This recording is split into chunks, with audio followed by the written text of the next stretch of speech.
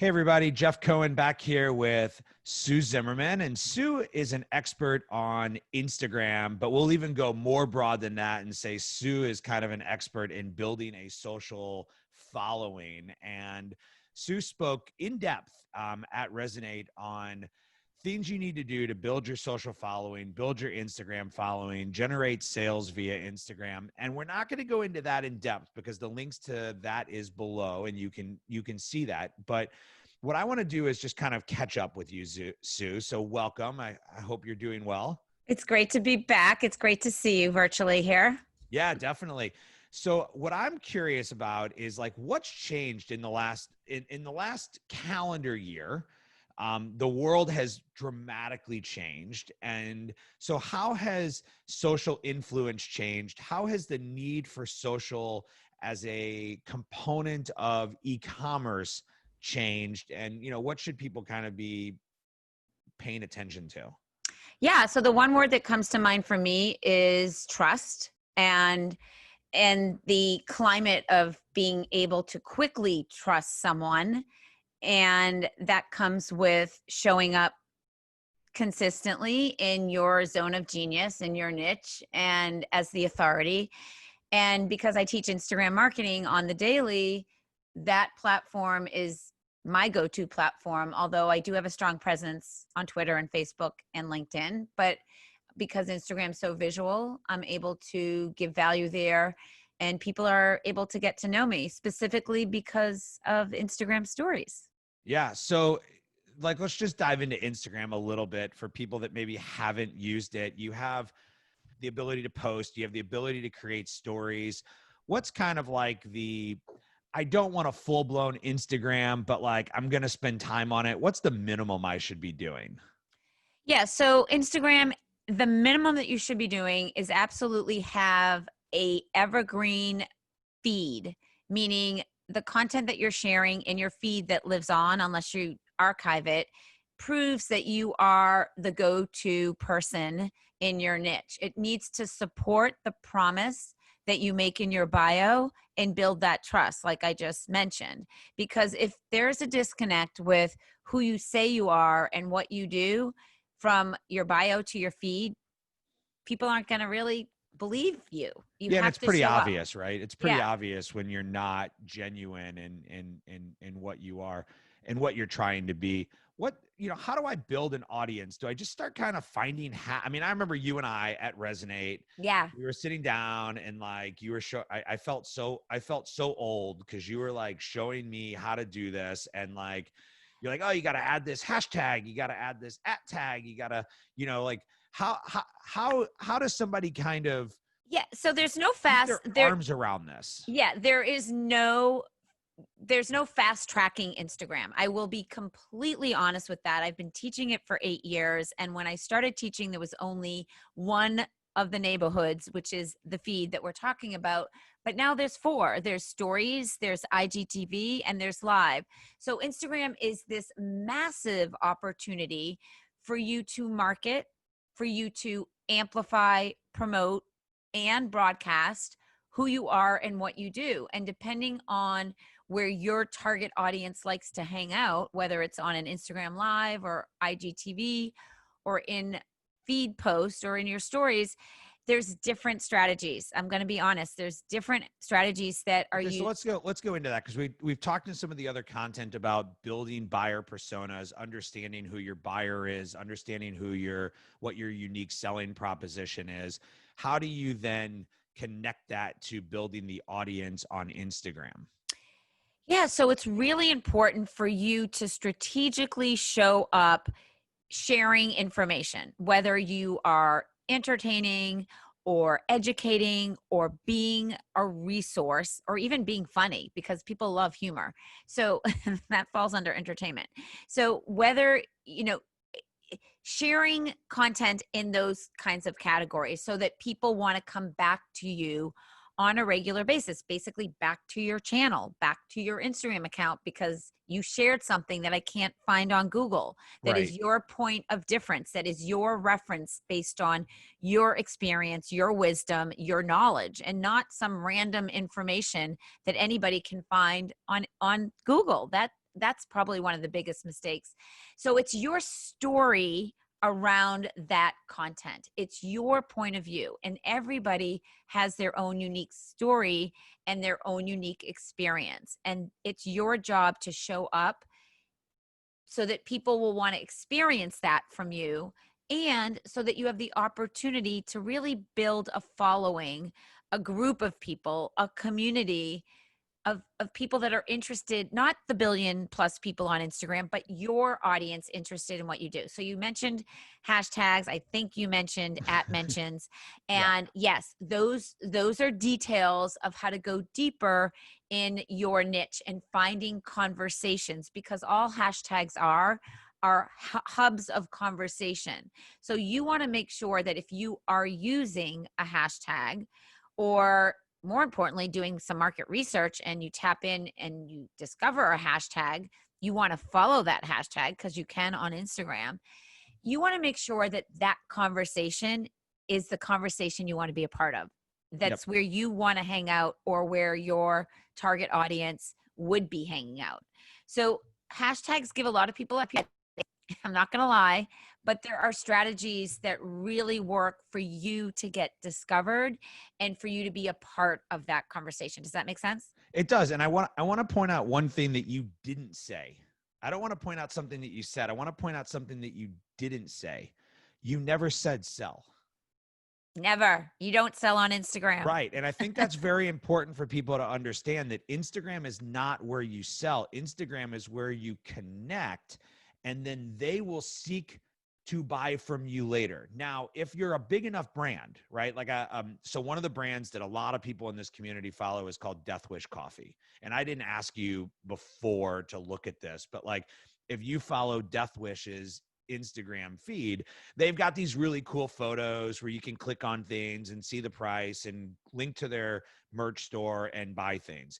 But if you follow them, 90+% of their posts are really funny things about coffee and about how their life isn't the same without caffeine, and all. It's very reshareable content if you're into their community.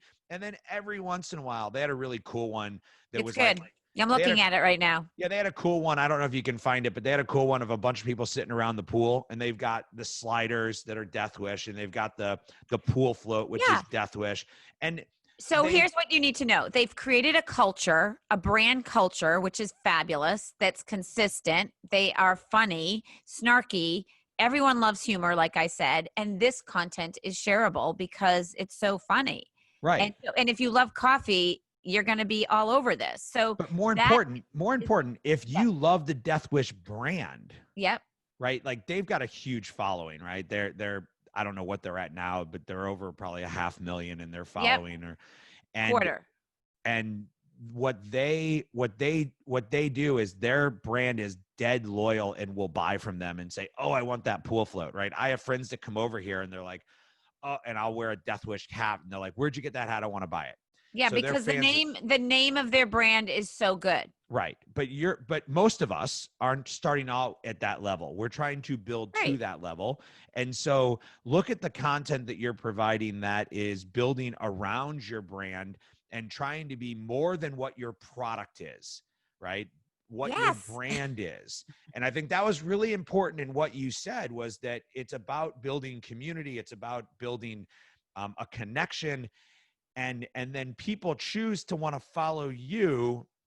And then by choosing to follow you, they eventually want to. Well, then they will eventually talk about you. So if you are doing a great job on Instagram, other people will talk about you. They'll tag their friends. They will share your account, and you'll get more exposure organically. There's no way to automate anything on Instagram. There just isn't. And if you do, Instagram doesn't like that. And there's a lot of people that do a lot of spammy things on Instagram that frustrates people. But the truth is, if you build a loyal following, they will come back. And it is the only place on the internet that is as intimate as it is. Meaning, if you get mentioned, you get a notification. If you get a notification, you want to look at that notification. You're excited. It's like, Yeah.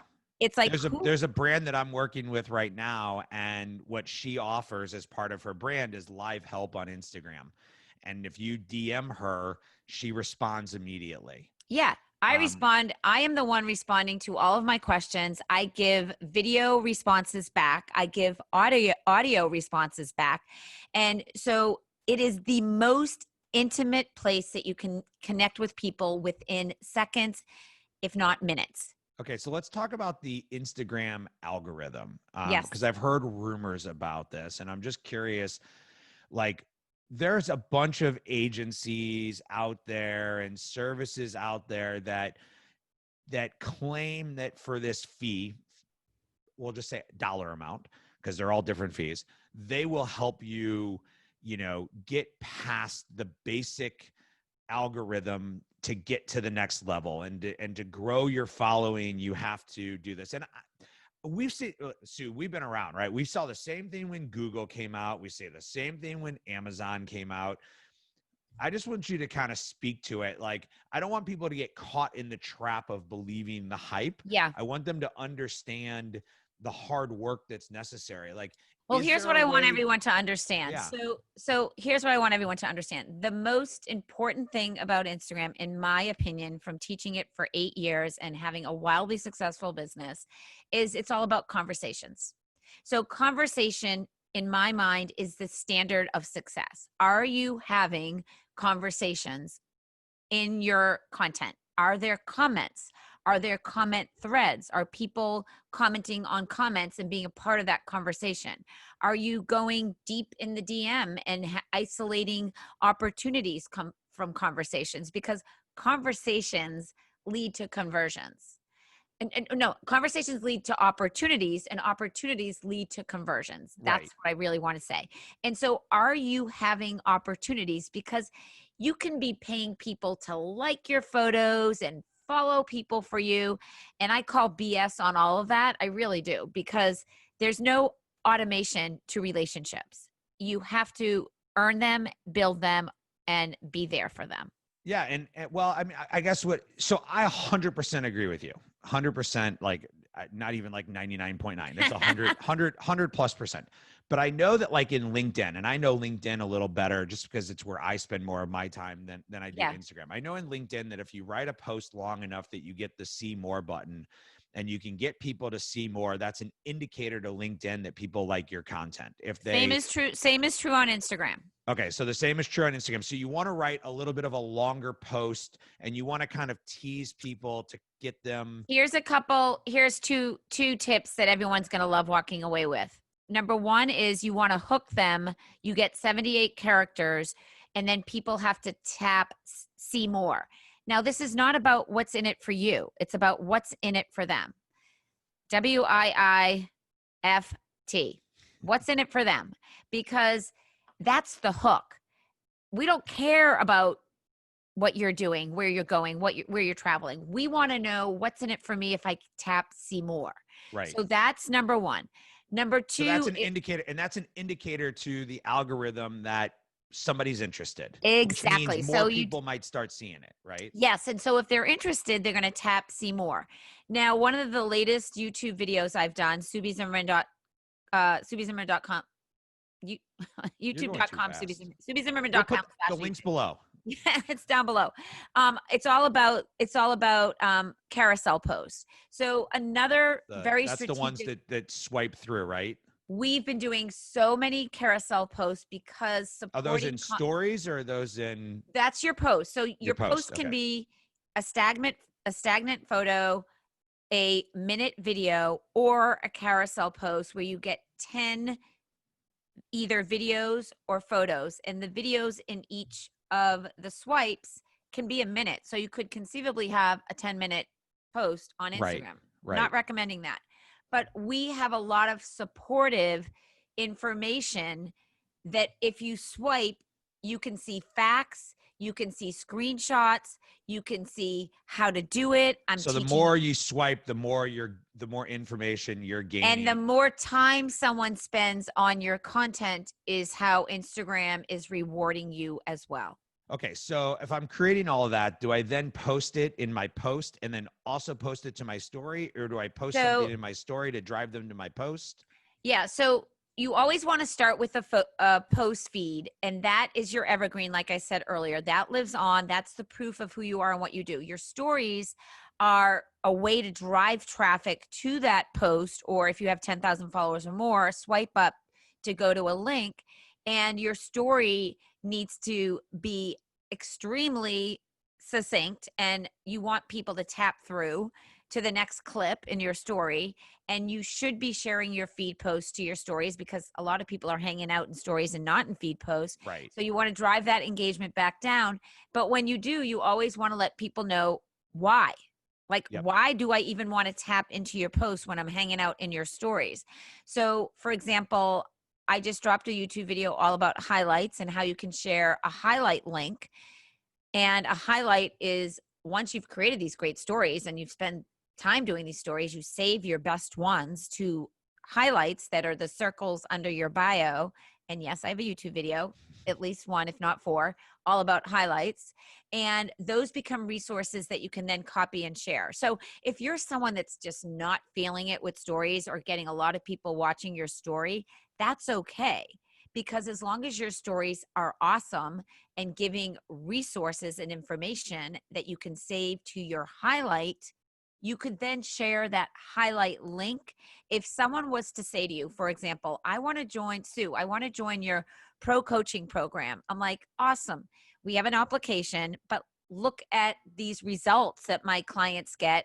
Here's a link of a highlight of other people talking about their wins, so Right. that I'm not selling or talking about my program, but my students are.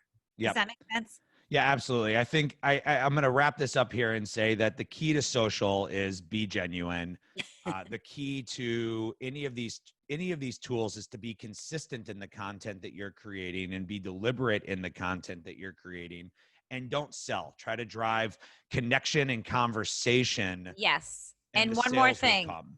And one more thing is to always have a call to action. So, for example, I want to make sure you guys come over to the Instagram expert on Instagram and let me know that you heard this interview, and let me know your biggest takeaway or your biggest question.